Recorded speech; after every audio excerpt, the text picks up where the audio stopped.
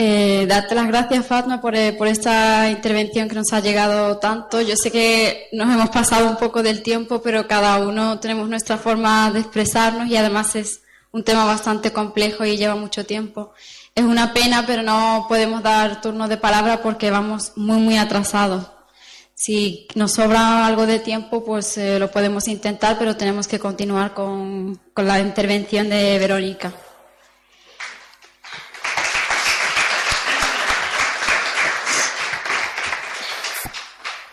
Al igual que me pasaba con Fatma, con Verónica voy a resumir también en pocas palabras su trayectoria y que tenga ella tiempo de poder expresarse. Verónica López Estrada es colombiana, es integrante del Comité de Solidaridad con los Presos Políticos y del Congreso de los Pueblos de Colombia. Realizó estudios en Ciencia Política en la Universidad Nacional de Colombia, sede de Medellín. En el 2009 inicia junto con otros estudiantes de la Universidad de Antioquia el preuniversitario popular Paulo Freire y en 2010 el proyecto de educación popular Stanislao Zuleta. Ella también fue integrante desde 2010 hasta 2013 del grupo de investigación para la transformación social Quevilando, desde la línea de educación popular.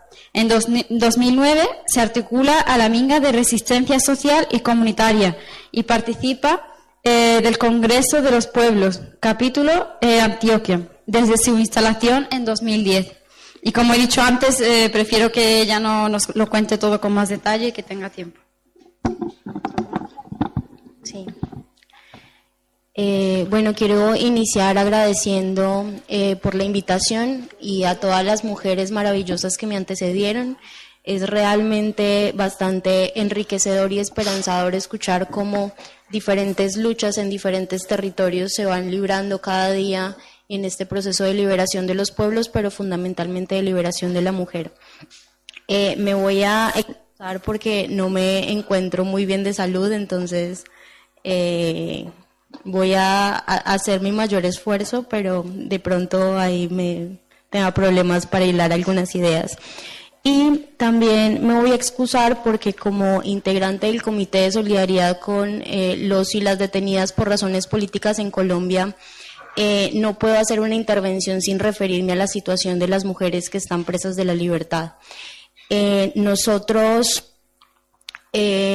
Fundamentalmente las mujeres que están detenidas por razones políticas en Colombia son miembros de la insurgencia armada, son mujeres que se han declarado en rebeldía contra el Estado. Cerca del 15% de ellas son analfabetas, es decir, no saben leer y escribir, y poco más del 30% no han podido terminar su educación básica. Además, la mayoría de ellas, como que va y viene. La mayoría de ellas son madres y por el régimen penitenciario que existe en Colombia, ellas solo pueden compartir con sus hijos hasta los 3 años. A los 3 años son separados los hijos de sus madres. Además de esto, reciben un régimen de control muy más represivo que los hombres. Las mujeres deben usar un uniforme, no tienen posibilidades de acceso a la educación ni a ningún trabajo digno que además les permita redimir la condena, parte de la condena por lo menos. En la mayoría de los establecimientos no tienen derecho siquiera a tener un espejo en que mirar su reflejo y se les niega absolutamente sus derechos mínimos sexuales y reproductivos. No tienen acceso a algo tan simple como una citología, mucho menos el tratamiento de enfermedades graves que tengan que ver con el ser mujer. Además de esto, se les impide organizarse, cosa que por lo menos los hombres detenidos por razones políticas tienen la posibilidad de organizarse en colectivos para reivindicar sus derechos. En el caso de las mujeres, por la dispersión y por el nivel del control, les es imposible llevar una vida colectiva y seguirse formando como mujeres rebeldes. Finalizando este servicio social, Quisiera primero hacer un contexto porque para entender los procesos de negociación en Colombia y el papel de la mujer en esos procesos de negociación es necesario entender las causas estructurales del conflicto armado en Colombia y cuál es realmente la esencia del problema que decimos que son cerca de 54 años de conflicto armado, pero eso es contando el último periodo de violencia. Colombia ha vivido diferentes ciclos de violencia, todos con los mismos, con las mismas causas, y por eso creo que es importante que ustedes un poco puedan entender esas causas. Primero hacer mención a un prócer de la patria, un referente para todo colombiano, y es Jorge Eliezer Gaitán. Él fue un senador, un parlamentario del Estado colombiano, que era un referente para todos los procesos populares y para todas las personas empobrecidas del país. Era candidato a la presidencia de la República, candidato liberal, bastante revolucionario en sus posturas, que es asesinado en 1948. El asesinato de él es un punto de quiebre en la historia política de Colombia porque en el momento de su muerte, en el momento de su asesinato, se desata una insurrección popular en todo el territorio nacional, que es conocido como el Bogotazo, pero que no solamente se quedó en Bogotá, sino que fue a nivel nacional, una insurrección en la que todas esas inconformidades y todas esas rabias acumuladas por el pueblo colombiano se desatan, se desata una violencia a nivel nacional, hay cientos de muertos, muchos desaparecidos, grandes destrozos en todo el territorio nacional, y se inicia un periodo que en Colombia se conoce como la violencia, que es una guerra declarada entre los dos partidos políticos que tenían el control del país, que era el liberal y el conservador, que deja cientos de miles de muertos en todo el territorio nacional. Después de eso, en 1964, aparecen las guerrillas que todavía conocemos, que hacen presencia en el territorio nacional. Por un lado están las Fuerzas Armadas Revolucionarias de Colombia, Ejército del Pueblo, que es una guerrilla con una particularidad, y es que es fundada por personas que venían de las guerrillas liberales, pero que además eran de arraigo campesino. Entonces sus reivindicaciones históricas han sido muy ligadas a la lucha agraria y a la lucha por el acceso y la permanencia en el territorio. Y por otro lado, el Ejército de Liberación Nacional, que es fundado por un grupo de estudiantes que se van a estudiar a Cuba, conocido como la Brigada José Antonio Galán, y que llegan a Colombia, directamente a la zona nororiental del país, con ideas bastante revolucionarias, y lo que dicen es que es necesario armar una insurrección, esta vez armada, en el territorio nacional. Entonces, con la aparición de las guerrillas, se desata esta última ola de conflicto armado en el país, de disputa entre estas dos facciones guerrilleras que le declaran la guerra total al Estado colombiano. Quiero resaltar que a lo largo de mi intervención voy a referirme, primero, que voy a hacer una intervención un poco muy ligada al asunto temporal, y que me voy a ceñir un poco a lo que han sido los gobiernos en Colombia. Voy a hablar mucho de quién era presidente en ese momento, porque la construcción y la lucha por la construcción de paz en Colombia no ha sido una política de Estado, sino que varía mucho de gobierno a gobierno. Y por otro lado, que voy a tratar de evidenciar algunas tensiones relacionadas con la participación de la mujer en los procesos de negociación, y es por un lado esa tensión que hay entre la inclusión y la participación o representación realmente de las mujeres. Cuando hable de inclusión, me voy a referir como tal a la presencia física de las mujeres en los procesos de negociación, ya sea como negociadoras, como firmantes o como miembros de comisiones técnicas de asesoramiento. Y cuando hable de representación, voy a estar hablando ya más de realmente si hay o no una perspectiva de género en esos procesos de negociación. Otra tensión que voy a intentar evidenciar es lo relacionado con la formalidad versus el movimiento social. Con esto de la formalidad me refiero a como tal las mesas de negociación que están instaladas, pero también a cómo se ha visto la participación de la mujer, ya sea en las insurgencias armadas o ya sea dentro del Estado colombiano, pero por otro lado y como contraparte el movimiento de mujeres y feminista que se estuviese desarrollando en esa época en particular. Y finalmente, la tensión entre lo que es el fin de la guerra, que es realmente lo que se ha tratado fundamentalmente en las mesas de negociación, esto es la pacificación, entendida como el silenciamiento de los fusiles, como el fin de la confrontación armada, versus la solución de las causas estructurales que han dado origen al conflicto. Decir que la primera vez que las mujeres tienen un papel relevante en un proceso de negociación se da en el gobierno de Belisario Betancur entre el 82 y el 86.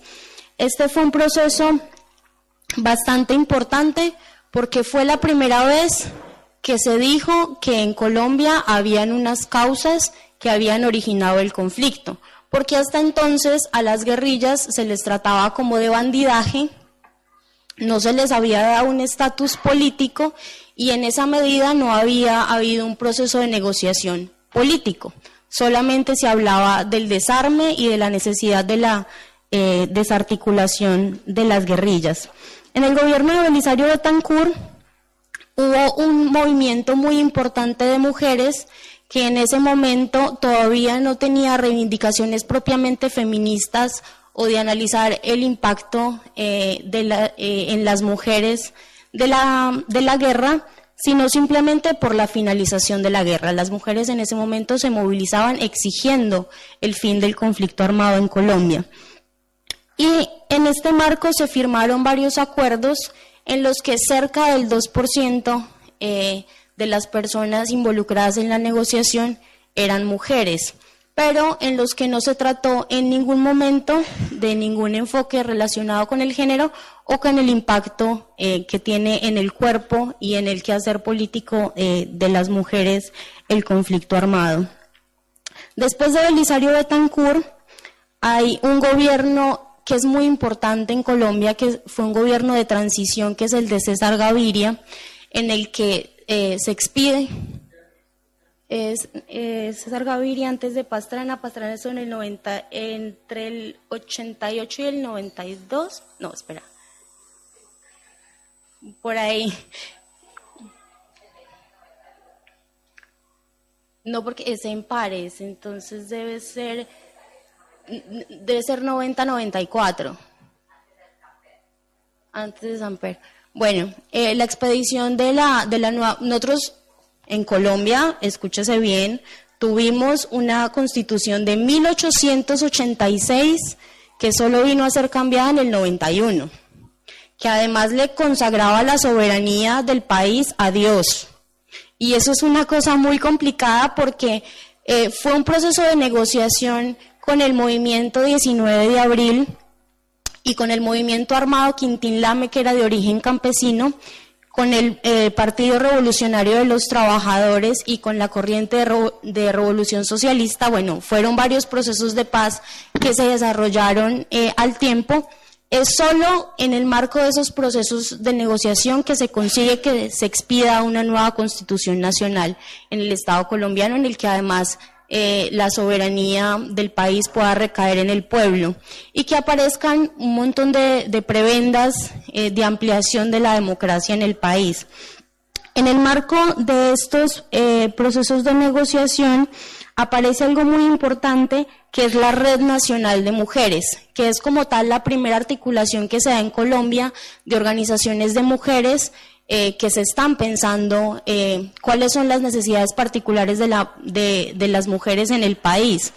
Pero hubo un debate muy fuerte sobre participar o no en la constituyente y de qué manera, porque había mujeres que decían que había que, desde el movimiento de mujeres, plantear candidatas que participaran de la Asamblea Nacional Constituyente con agendas de mujer, y había otras mujeres que lo que decía era que había que cerrar fila frente a los partidos tradicionales, apoyar a candidatos que digamos tenían más posibilidades de ser electos, y en esa medida entrar a negociar con ellos si era posible que existieran algunas prebendas para las mujeres. Entonces, esto fue un punto de quiebre bastante importante que le hace mucho daño al proceso de organización de mujeres en ese momento.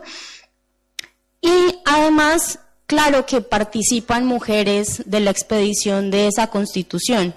Entre las firmantes, entre las constituyentes hay varias mujeres, pero ¿cuál es la característica? Ninguna de ellas tiene agenda feminista, ninguna de ellas se reconoce como feminista y ninguna de ellas hace propuestas de participación real de las mujeres en la política nacional.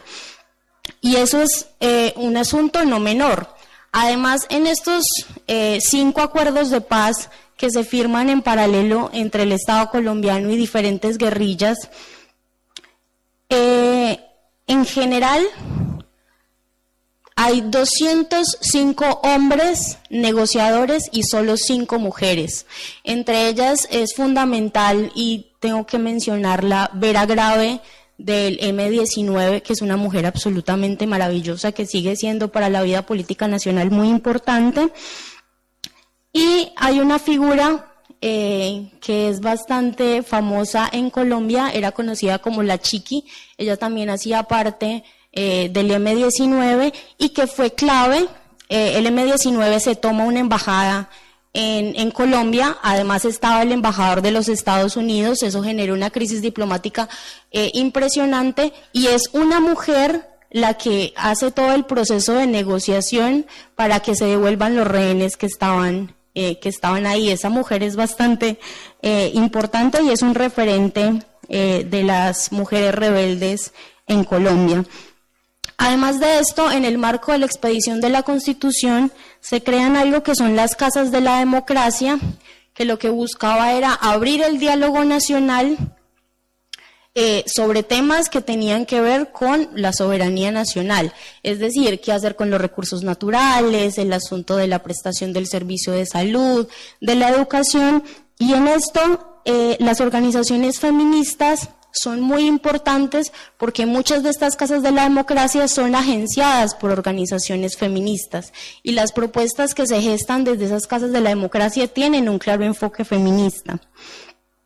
Después de Gaviria llega Samper, que es un presidente que tenía muchas intenciones de negociar con las guerrillas que permanecían en armas, que eran las FARC y el ELN, pero el gobierno de Samper está marcado por una clara crisis en la legitimidad, porque una vez es el electo, se destapa un escándalo que en Colombia conocemos como el proceso 8000, y es que su campaña fue financiada por estructuras narcotraficantes.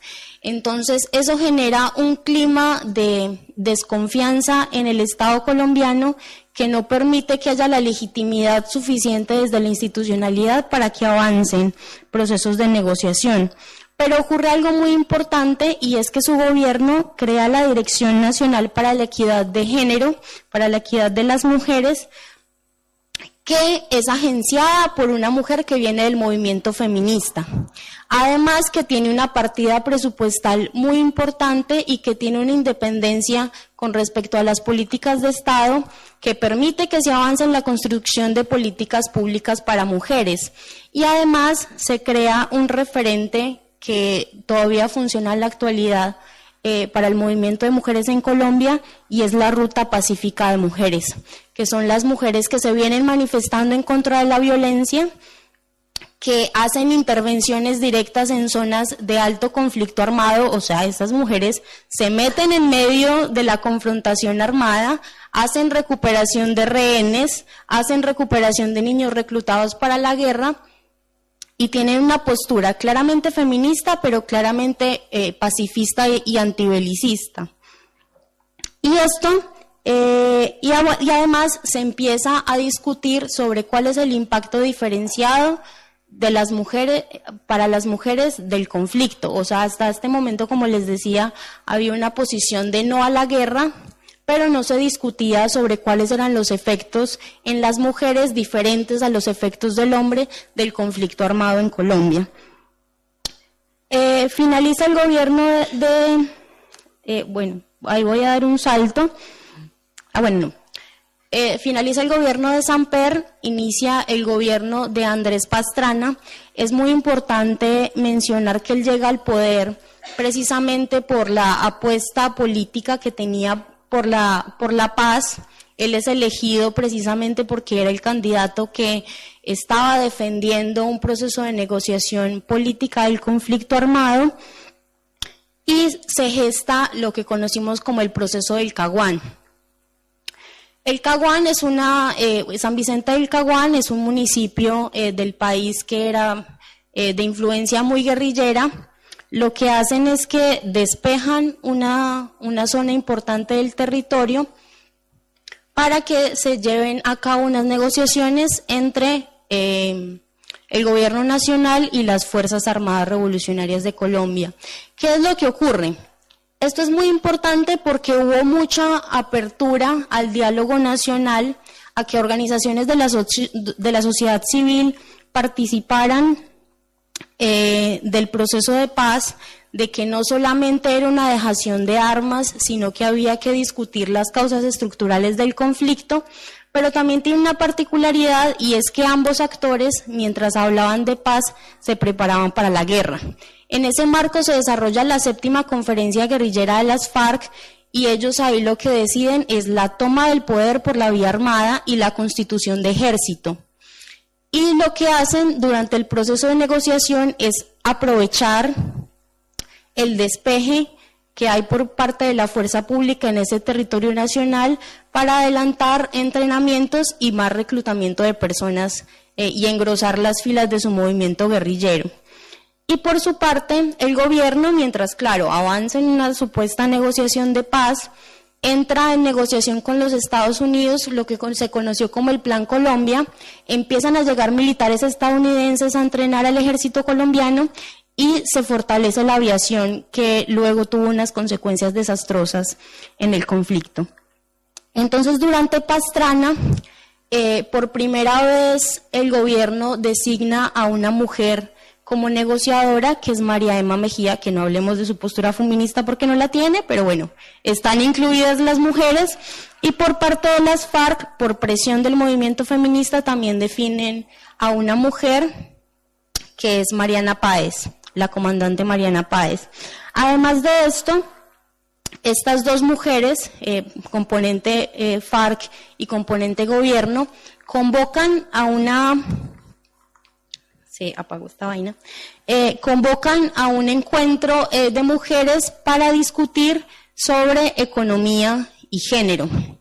Más de 300 mujeres se desplazan hasta San Vicente del Caguán y están durante varios días discutiendo precisamente sobre el impacto de la guerra en el cuerpo de las mujeres, sobre posibles soluciones al conflicto armado en Colombia. Y eso es muy importante, fortalece mucho el movimiento de mujeres en Colombia, pero ninguna de las conclusiones de este encuentro es tomado en cuenta en el proceso de negociación. Ninguno de los negociadores, ni de parte del gobierno, ni de parte de las FARC, está presente en las discusiones. Entonces, claro, decimos, bueno, nos ponen a hablar, pero entonces, ¿qué ocurre con nuestra opinión? ¿Por qué no somos escuchadas? Y todo eso.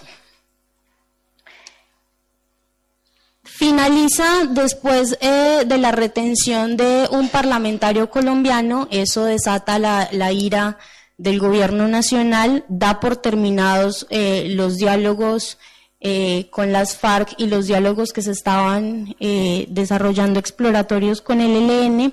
Se vivió una militarización absoluta del territorio nacional. A las FARC se les dan 24 horas para que salgan de la zona de despeje, y empieza una campaña de desprestigio de la organización guerrillera. Ahí es que empezamos a hablar de los terroristas de las FARC, de los grandes agresores sexuales, reclutadores de niños. Bueno, se inicia toda una campaña negra de desprestigio político se les deja de reconocer como un actor político y una contraparte entonces para un proceso de negociación.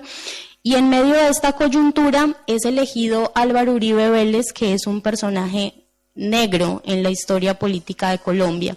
Él precisamente llega al poder, él no era nadie en el mundo, él había sido gobernador de Antioquia, pero digamos no tenía la fuerza política para llegar a ser presidente de la República. Ocurre el atentado a las Torres Gemelas en los Estados Unidos. Justo en un momento en el que a él estaban haciendo una entrevista se conoce la noticia y el discurso del terrorismo llega a Colombia. Él obviamente plantea que los procesos de negociación han sido bastante fracasados y que es necesario exterminar militarmente a las guerrillas y que si no es posible, por lo menos por la vía militar, doblegarlas para que sea necesario que accedan a un proceso de dejación de armas, pero no de negociación, sino simplemente de rendición y entrega.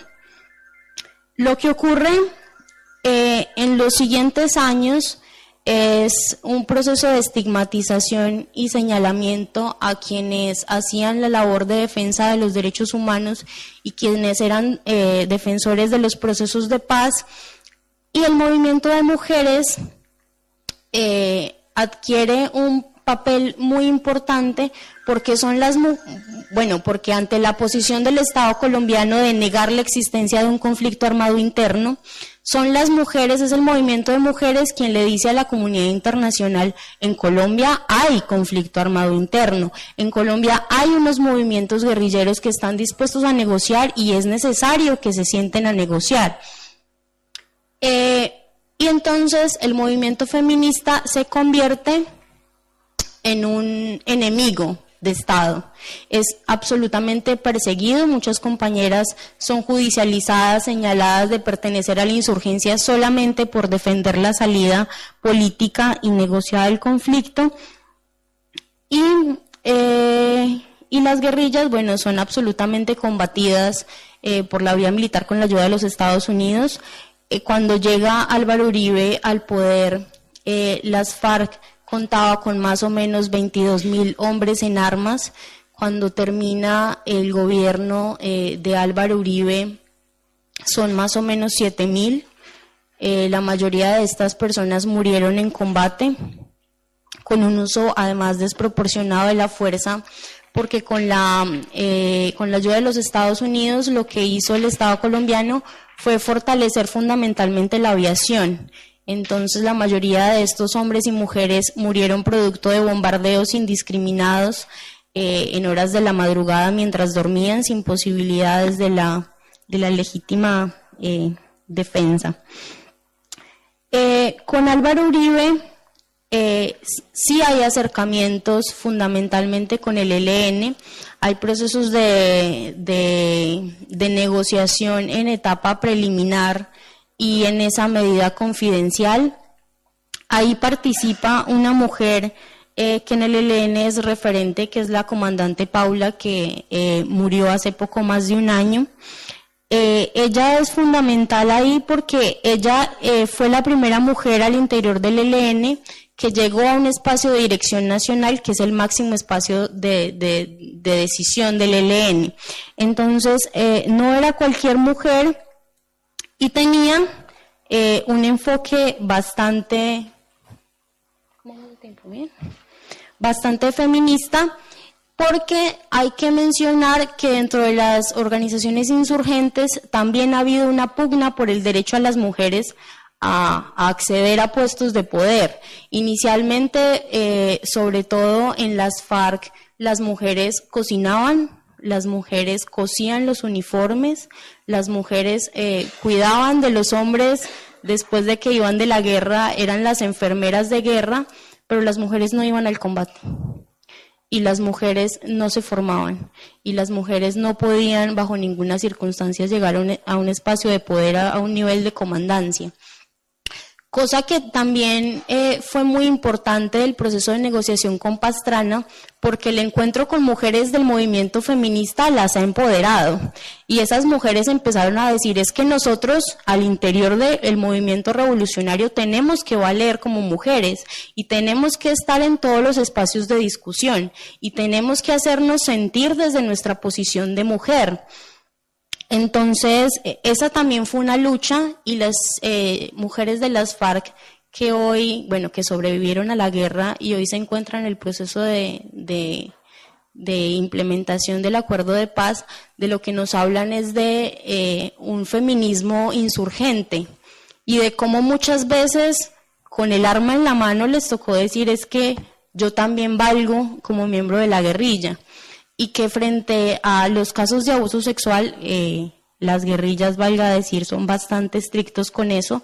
Ambas guerrillas consideraban que ante un caso de abuso sexual, el castigo siempre era el ajusticiamiento, el fusilamiento, pero las chicas nos cuentan que en casos de acoso y eso, muchas veces le tuvieron que apuntar a sus propios compañeros con el arma y decir es que yo valgo como mujer y yo tengo derechos como mujer. Entonces también en ese encuentro con las organizaciones feministas, estas mujeres se han empoderado y así es que muchas de ellas han llegado a espacios de decisión y eso es lo que abre la puerta para que después hagan parte muy activa del proceso de negociación, este último que dio fin al conflicto armado, por lo menos con las FARC.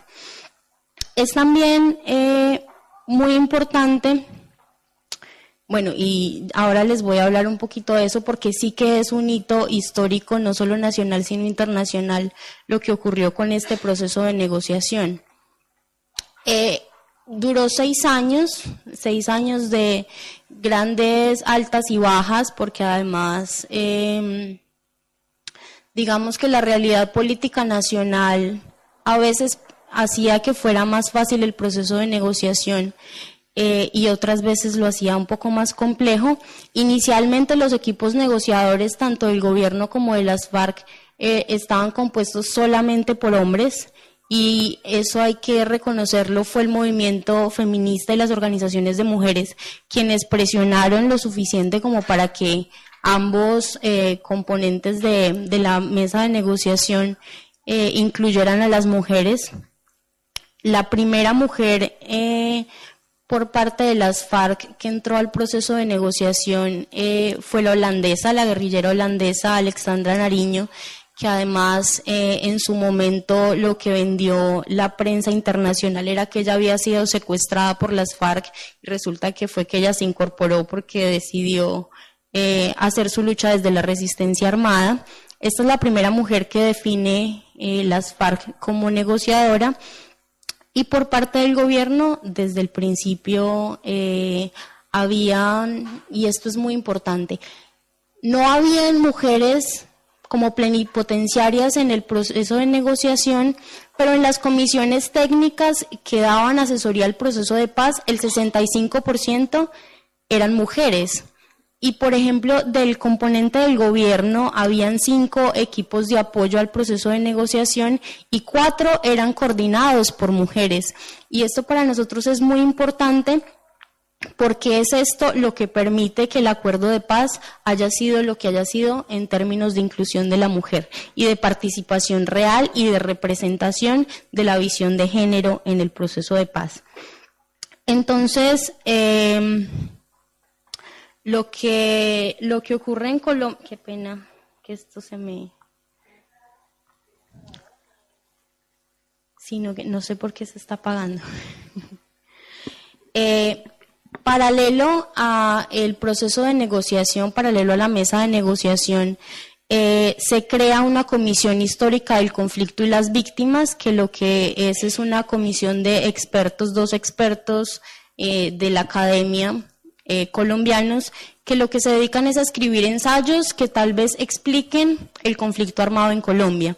De estas 12 personas, solamente una de ellas fue mujer.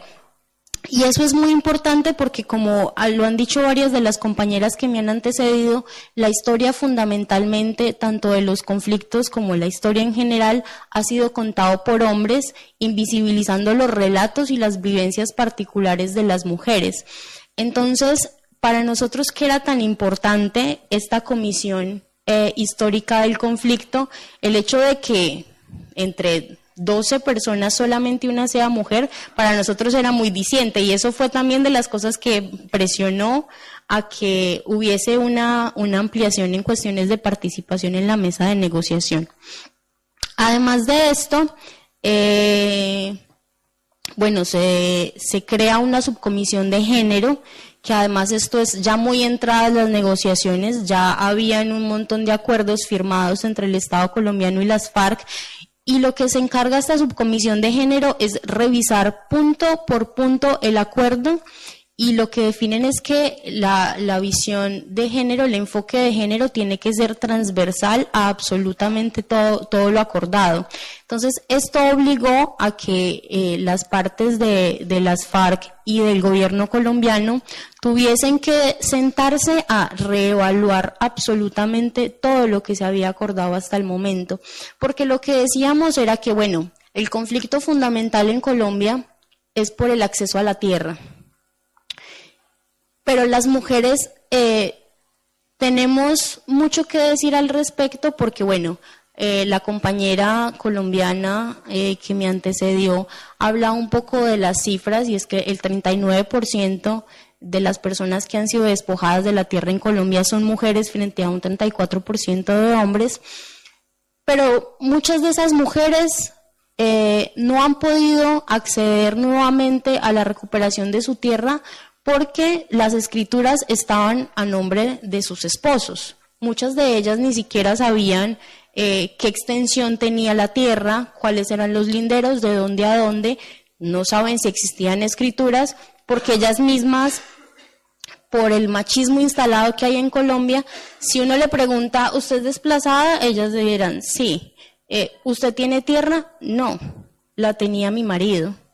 Entonces, esa situación diferencial había que evidenciarla dentro del acuerdo de paz, porque la forma en que vivimos las mujeres el conflicto es muy distinta a la forma en la que vivieron los hombres. Claro, la mayoría de muertes en combate son de hombres porque fundamentalmente los actores armados son hombres, aunque en Colombia las guerrillas son mixtas, pero el impacto digamos, general del conflicto armado en Colombia atravesó el cuerpo de las mujeres, atravesó la forma de ser política de las mujeres, y en esa medida todos los puntos acordados tenían que tener un enfoque diferencial claramente.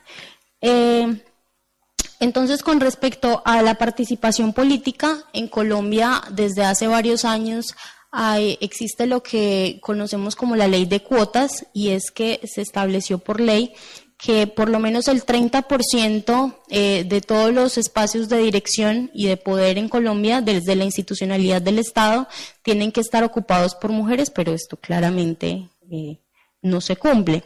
Entonces, con respecto a la participación política, lo que decía es que, bueno, que efectivamente había que cumplir con la ley de cuotas, pero que también había que abrir realmente espacios que permitieran que las mujeres se empoderaran y que hicieran parte de los espacios de decisión de la política colombiana, más allá de las necesidades de las mujeres, sino que teníamos que estar presentes en todos los espacios que tuvieran que ver con la realidad política nacional, que se tiene que escuchar la voz de las mujeres en absolutamente todos los espacios de decisión.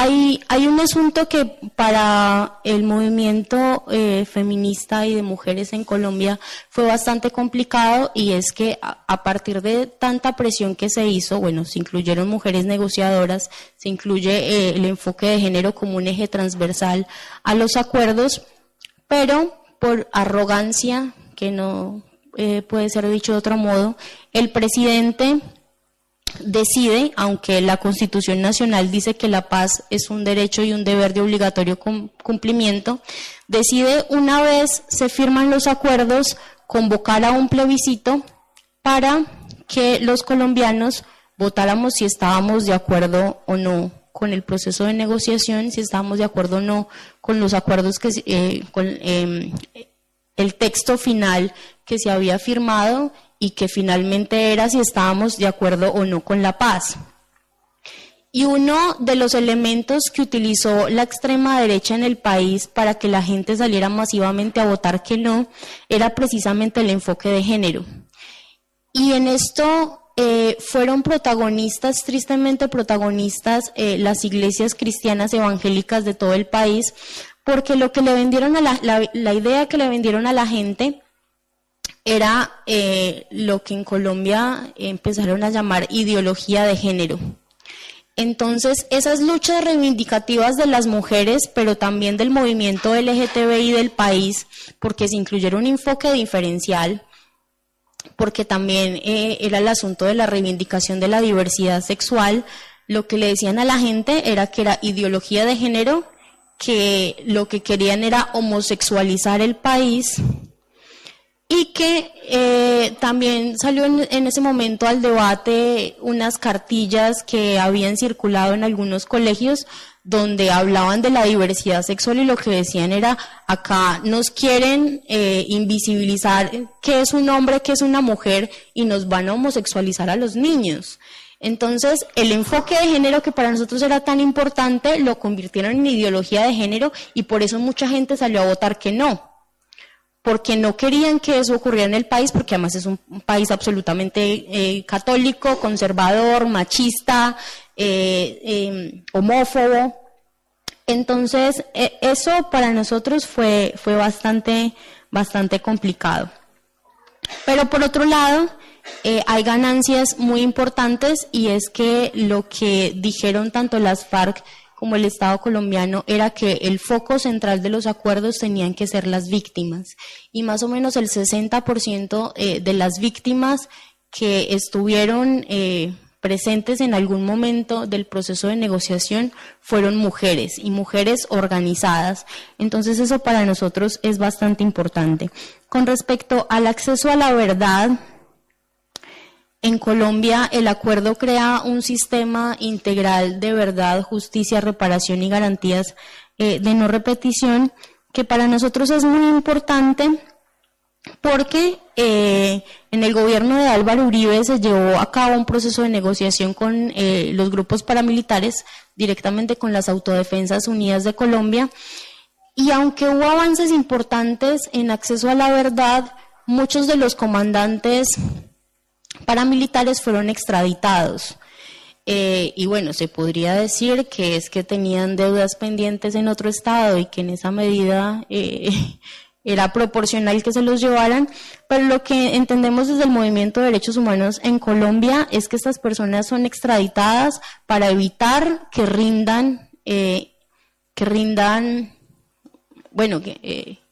cuenten la verdad de qué fue lo que ocurrió en el país. Y ahí hay un asunto muy importante y son los terceros responsables y determinantes en el conflicto armado en Colombia. Esos civiles que no participaron activamente en el conflicto armado, que nunca aportaron un arma, pero que son quienes financiaron las estructuras paramilitares que son los principales victimarios en el país y que todavía no sabemos quiénes son y que nunca han sido juzgados. Entonces, una patica que le quedó faltando al proceso con los paramilitares y son esos terceros determinantes del conflicto, sí aparecen en el proceso de negociación con las FARC.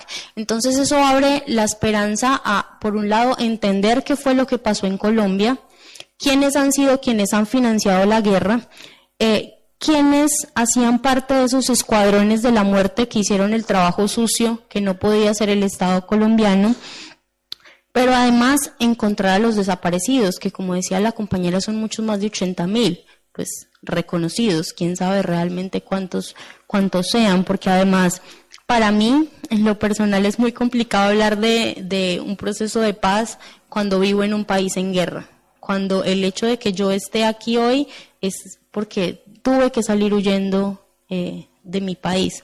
Entonces, un modelo de justicia transicional cuando el conflicto no ha acabado y cuando realmente se nos está negando el acceso a la verdad es bastante complejo.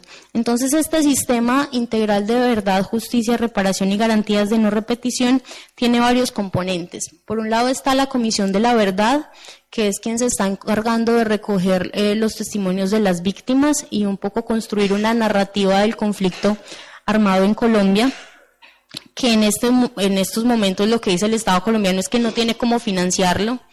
Entonces no sabemos qué va a pasar con la Comisión de la Verdad. Por otro lado está la Jurisdicción Especial de Paz, que es el tribunal que se crea para juzgar a todos los quienes han sido actores del conflicto. Esto es los miembros de la insurgencia, pero también los militares que cometieron crímenes de guerra, pero también los particulares. Y en estos momentos tenemos desde agosto del año pasado un gobierno de extrema derecha que vuelve con la política de negación de la existencia de un conflicto armado y que claramente no quiere que se sepa la verdad, porque si bien el presidente de Colombia se llama Iván Duque, todos en Colombia sabemos que el presidente realmente es Álvaro Uribe Vélez y que este gobierno es Álvaro Uribe III. Y que Álvaro Uribe tiene vínculos probados con las estructuras paramilitares y que él, cuando fue gobernador de Antioquia, fue quien creó las Convivir, que era quien permitía que particulares se armaran y que es el origen de las Autodefensas Unidas de Colombia.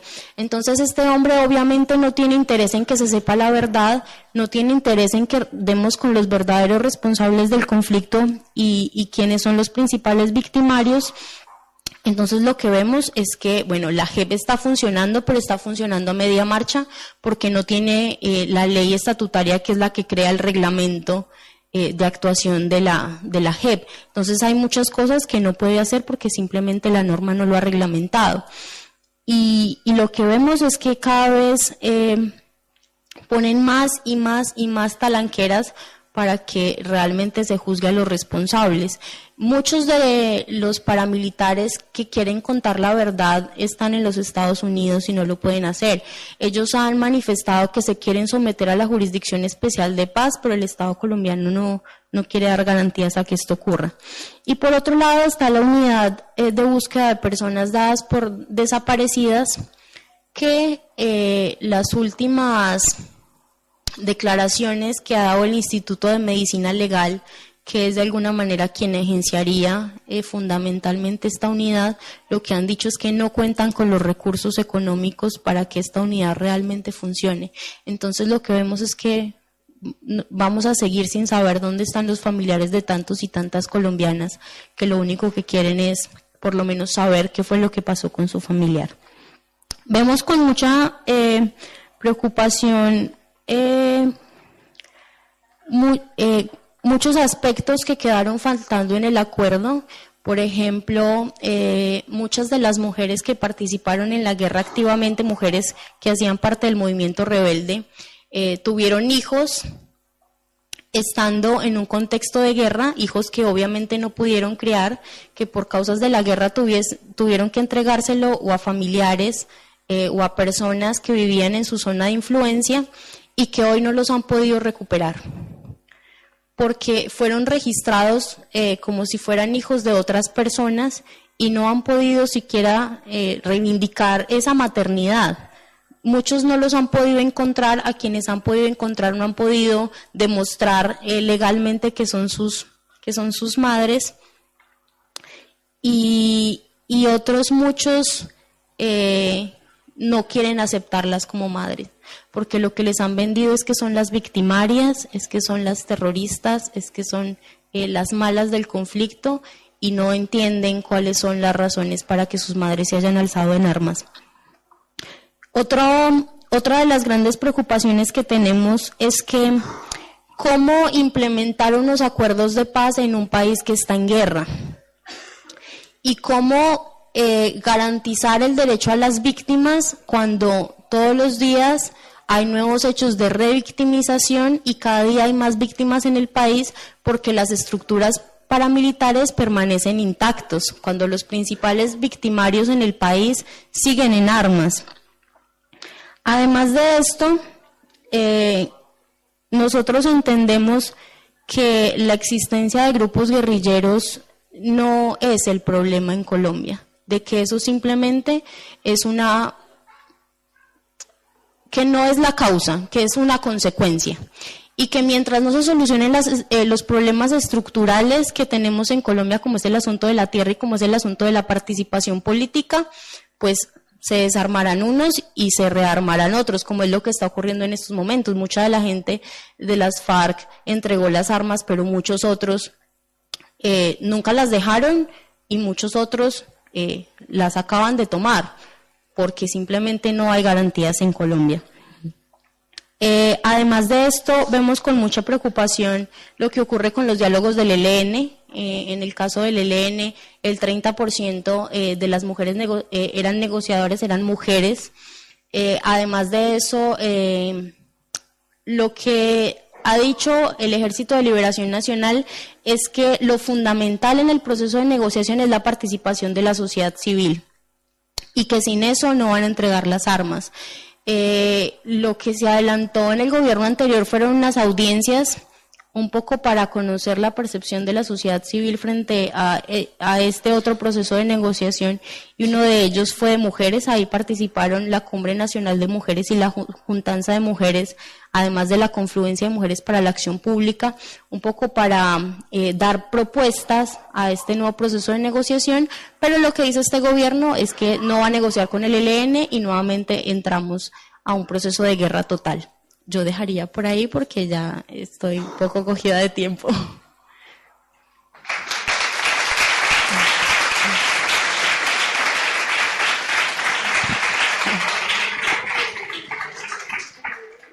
Muchas gracias, Verónica, que a pesar de no encontrarse muy bien, lo ha hecho estupendamente y nos ha aclarado mucho la situación política en Colombia.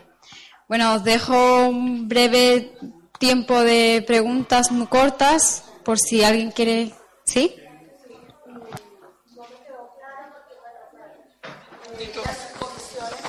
Gracias. Las subcomisiones de género de las cuales hablaste se crearon en el periodo de Uribe o en el de Santos, que es finalmente cuando se firma el acuerdo.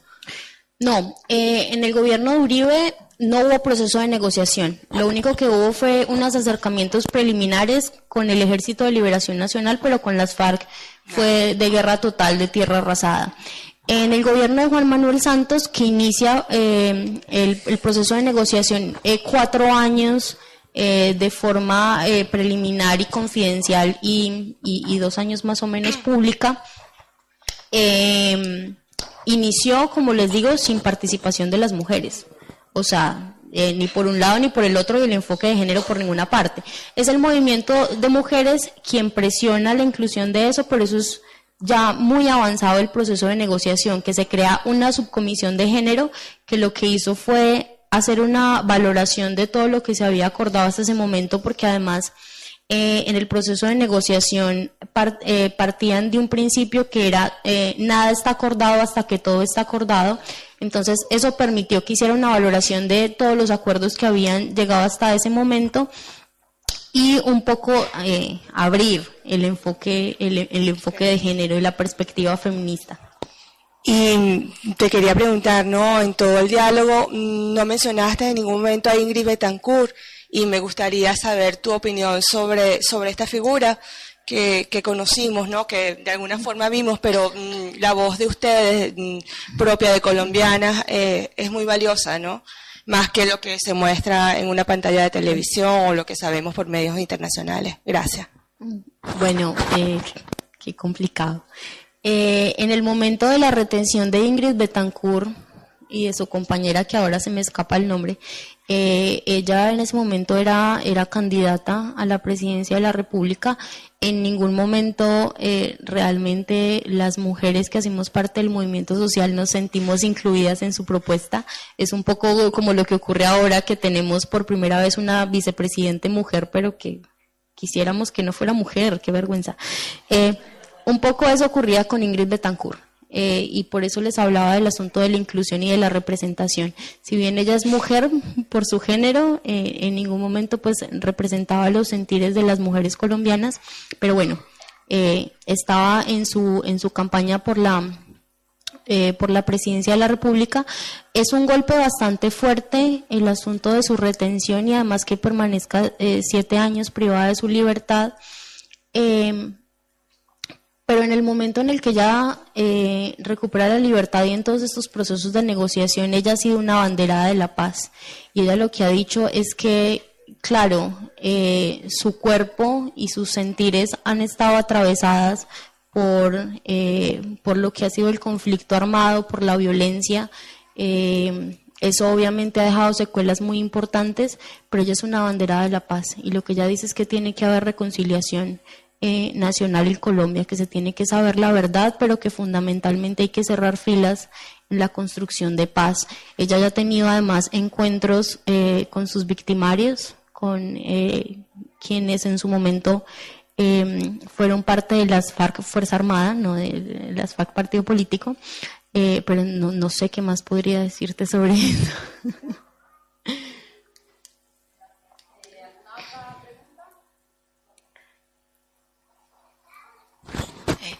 Gracias.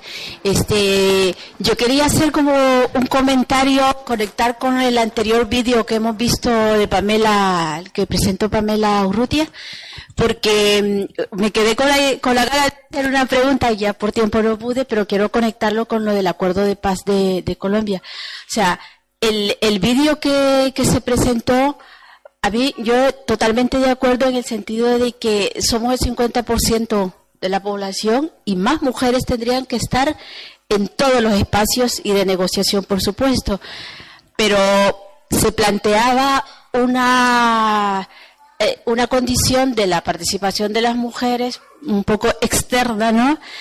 Cuando más mujeres hay, la paz es más estable y duradera, decía.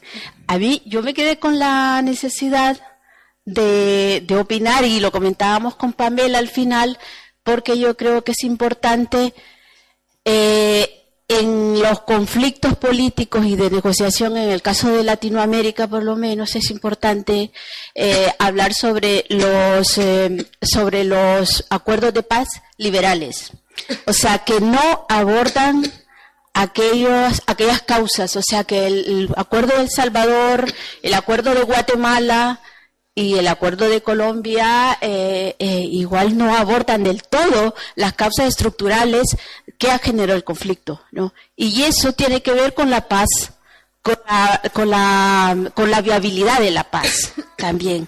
O sea, por meter otro elemento dentro de esta complejidad de los acuerdos de paz, ¿no? No sé si estoy logrando transmitir esa preocupación del vídeo, ¿verdad? Y la conexión con Colombia.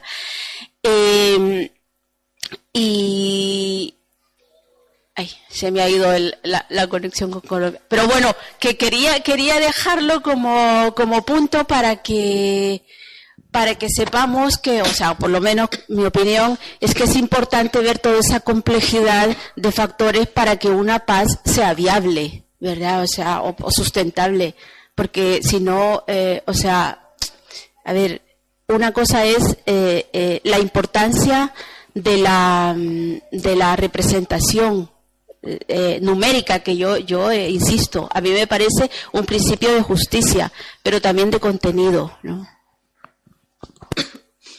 Sí, un poco por eso yo hablaba de la tensión entre la inclusión como asunto numérico de presencia física de las mujeres en los procesos de negociación, que en el caso de FARC, infortunadamente, aunque ha sido en términos numéricos y de proporción, digamos, quienes han tenido más participación de las mujeres, pero eso apenas alcanza el 15%. En las mujeres que eran plenipotenciarias en la mesa, pero que sí ha sido realmente significativo en temas de representación y participación de la visión de las mujeres y las necesidades de las mujeres, y por eso este enfoque de género del acuerdo final. pero para nosotros claramente hasta que no haya solución de los problemas estructurales que dieron origen al conflicto, habrá simplemente un ejercicio de reproducción de las violencias y podrán cambiar los actores, podrán cambiar los nombres de las resistencias armadas, pero estas seguirán existiendo. Incluso cuando estábamos en este proceso de campaña por el sí en el plebiscito, visité, que además hay que aclarar, y me parece muy importante la pregunta que le hacían a mi compañera colombiana sobre el papel de las mujeres, y yo se lo decía a quien tenía al lado.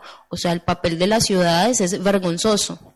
El no gana en Colombia porque quienes habitamos las ciudades votaron fundamentalmente por el no, porque han sido personas que no han sido afectadas por el conflicto, y en las zonas más afectadas por el conflicto ganó arrasadoramente el sí. Pero entonces, cuando estábamos en plena campaña, visité varias zonas afectadas por el conflicto, zonas que además eran de influencia guerrillera, y muchas personas me decían, en el plebiscito yo voy a votar no. Entonces yo me escandalizaba, y yo, pero ¿cómo van a votar no? Necesitamos finalizar este conflicto armado que tantas víctimas tiene en el país. Y no era porque no quisieran la paz, y no era porque creyeran que las FARC eran los terroristas que no merecían ser reconocidos como actor político, sino que decían es que nosotros vivimos, a ver, ¿cómo lo explico? Habían zonas que eran de absoluto control de las FARC, que ellos eran el gobierno, que ellos eran las fuerzas militares, que ellos eran de alguna manera quienes definían el ordenamiento, y que además se convirtieron en una frontera para evitar el avance de los grupos paramilitares, pero además de las empresas multinacionales. Hay grandes extensiones de selva, de bosque en el país que fueron protegidos por la presencia del movimiento guerrillero. Entonces, lo que nos decía la gente en esas zonas era: si ellos entregan las armas, nos va a tocar cogerlas a nosotros, porque nosotros no nos vamos a dejar matar por los paramilitares y no nos vamos a dejar sacar de nuestro territorio. Entonces, eso es una clara muestra de que, si bien pueden haber muchas intenciones de paz y si bien puede haber un proceso de desarme, si no se soluciona el problema de la tierra, si no se resuelve el problema de los recursos mineroenergéticos, y si no se resuelve el problema de la participación política en el país, no vamos a terminar con la guerra y no se va a acabar el conflicto, porque nosotros no tenemos un conflicto armado, tenemos un conflicto eminentemente social y político, y eso es muy importante.